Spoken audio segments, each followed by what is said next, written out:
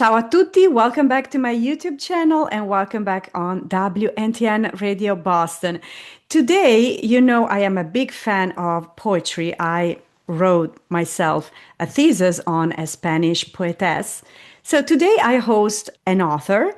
His name is Angel Anthony Cordero, and he is the author of The Life We Lead. So, Angel, what was the journey behind The Life We Lead?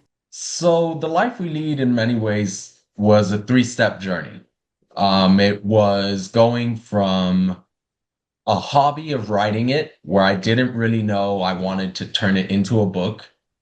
And then as I took all these different poems that were sort of separate and noticed, wait a minute, I can attach this poem to this one and this one to that one.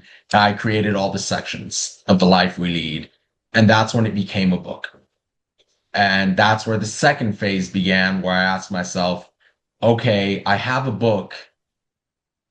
What do I call it? How do I structure everything? Am I looking for more of a novel view, an epic view, or just straight poems altogether? And then once I finished that, it reached the portion of, okay, I have a book, I have a finished draft product. I need a team. I need a group of people I trust to put my vision out there. And through my research, I was able to find my team at Milton and Hugo. And I met with a bunch of great people that, as I spoke with them, they understood my vision for the life we lead. I wanted it to be a companion style book, and their edits complemented what I was trying to achieve rather than changed it just to fit a popular narrative. So the journey behind the life we lead was a 3-year process of my growth as an author from simply being a writer and doing it as a hobby and becoming someone that felt I need to put this work out there.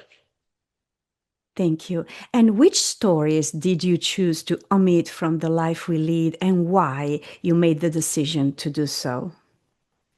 So as I mentioned, it was a growth as an author, and there were a few poems that as I wrote them and then I looked at them in the scope of the book, I said, this is where I was learning. This is where the work was very young and I was young as I was producing it. And I'm still young, but in the sense of experience as a writer. And for example, there was in the pillars section of The Life We Lead, there was another poem that I had titled City on a Hill. And as I read it, I noticed it didn't have the same weight behind it as the other works I had put in there. And then in Shades of Love, that section was originally planned to be 8 poems longer. But those 8 poems, as I read them, I noticed they don't belong here. These belong in their own section, maybe in a different book. And then I decided, okay, I have them in their own section, but this section is vastly separate from the rest of the work. So those 8 poems made it into my new work titled Being, under the section called In Love. So it was a matter of, are these poems good enough, or was I just learning and figuring out what this book was going to be as I wrote them? And do they match the rest of the work the way I wish it to? Thank you, Angel. And if you could go back and change something about your book, what would it be?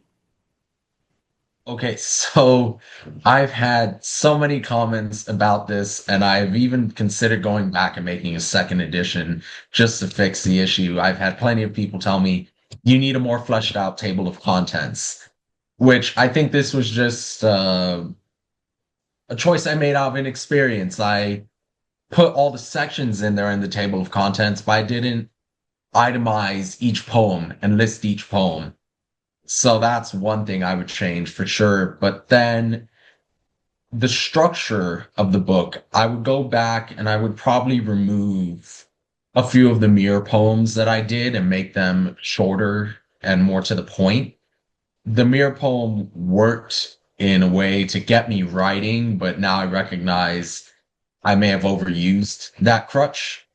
And then I may have done one too many villanelle style poems simply because, well, 19 lines, I get five tercets, then a quatrain, and then the first and third line are alternating. So it allowed me to create two lines and really build from there, which worked on the first three or four times I did it, but then I did it five, six, seven times. And looking back, I probably would have gone with a different style. So while I wouldn't change the message of the life we lead in any way, I'm happy with the message I put out there. I would most definitely change the style in which I delivered a few of those messages. Absolutely. Thank you. And what are your top five works in the life we lead and why?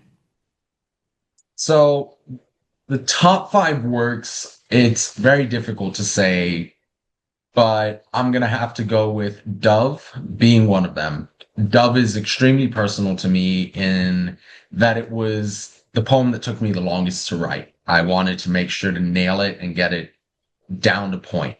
So, of all the works in the book, Dove is the one I spent the most time with. The second one is in the Pillars section, which I have titled, sorry, I have the notes here. Give me a quick second. Oh, my goodness. Oh, Let's Bring Cheers. Sorry. And Let's Bring Cheers is a favorite of mine.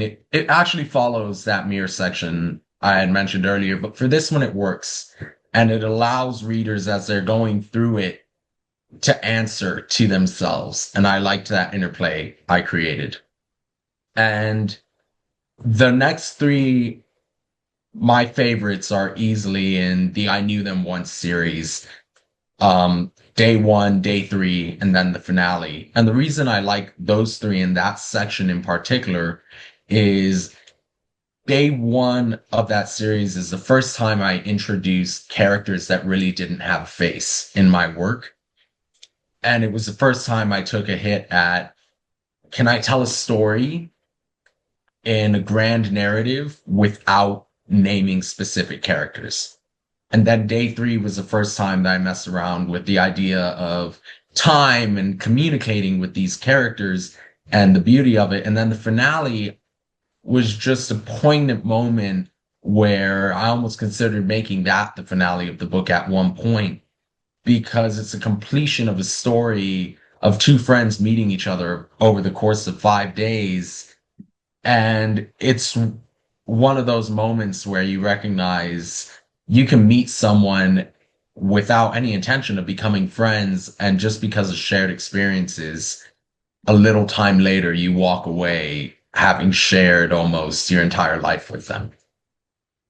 So those are my top five easily in the work. Awesome. And how do you propose our audience should approach the life we lead? So the life we lead is a companion. I do not in any way place myself as an expert in the themes of life that I present or wrote about.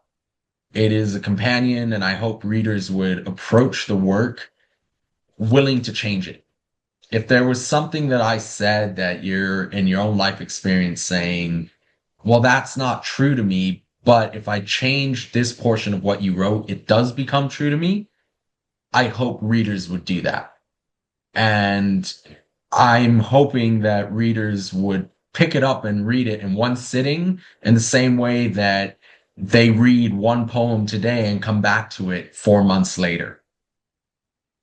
I truly believe it should be like a friend, a companion that you say, well, I just need to read about this portion of my life. And you can flip it open and you can go to that table of contents and sections and say, I need something to empower me today. And you can go to Words of Power and read something out of there. Or, I need to remember something about love today and what it is. And you can go to the Many Shades of Love and read about it there.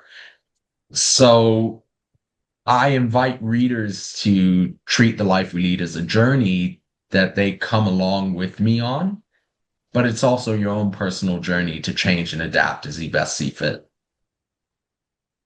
Thank you. And last question for you. How much of the life we lead went on to be part of your next work, Being? So, as I mentioned earlier, those 8 poems that I had cut from The Life We Lead went on to become the section In Love, in Being. And then there's 2 other poems that I have titled Firestorm, which is Dove Part 2, and then Sometimes, which is Dove Part 3. And I actually open Being with a section called I Know Myself Now. So I open with nostalgia, which sets a preface for the entire book. And then I open with I Know Myself Now, day 1, day 2, day 3, day 4, and the finale in the same writing style with the same 2 people from the I Knew Them Once series in The Life We Lead. So immediately I'm signaling to readers, this is a continuation of The Life We Lead, not a separate book. You're going to meet and find new characters, new themes here, but you're also going to be able to revisit familiar friends.